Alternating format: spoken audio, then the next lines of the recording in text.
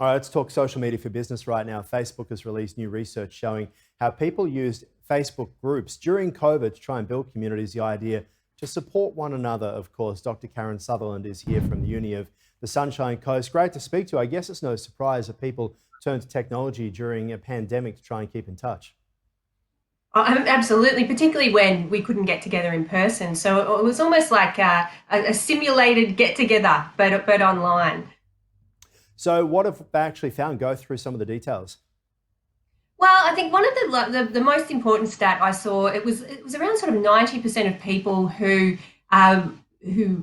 Facebook surveyed said that they really felt a sense of belonging and connectedness from interacting in particular groups on Facebook, which is quite interesting. It actually really did fulfill a need of people to connect and stay in touch, and particularly with their communities. I noticed just anecdotally that some of the best functioning Facebook groups are those around sort of geographical communities, and people get down there and help each other out, quite often. And one of the other statistics was that, I think it was something like about it was over 50% felt supported in there and Yeah, gained right. some support, whether it was So what are they advice or doing even. in there? What are they doing in there? Is it like a bit of a news source? I know you're on the Sunshine Coast, as is my own dad. And once upon a time, he'd turn on the radio to listen to the radio reports when he's picking me up from the airport.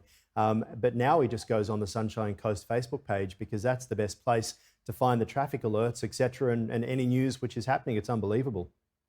I think it fulfills a number of functions. So that it is news. People also look for recommendations for businesses, or sometimes they pose problems. Like they want advice, just general Mm. advice about life events. And I mean, I think the moderators, particularly on the Sunshine Coast Community Board, do a great job in moderating and sort of vetting what's allowed and what isn't Well, that's a allowed, key because some. point, isn't it? Like that's the difference between publishers like us and also a lot of, Facebook pages and the like on social media. It's about the editors, it's about the moderators there too, and the role in that, because that comes into the credibility of the site. It comes into the nature, the good or bad nature of the site as well, because unfortunately, as we've seen, Facebook can become a pretty easy place to turn bad.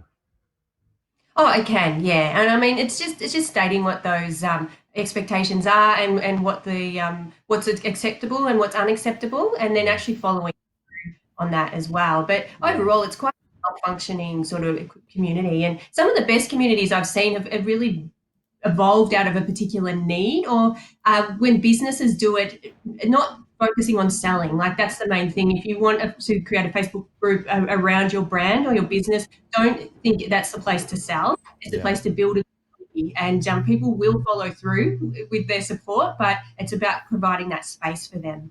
Awesome. All right. We'll talk to you again soon. Appreciate your time. Thank you.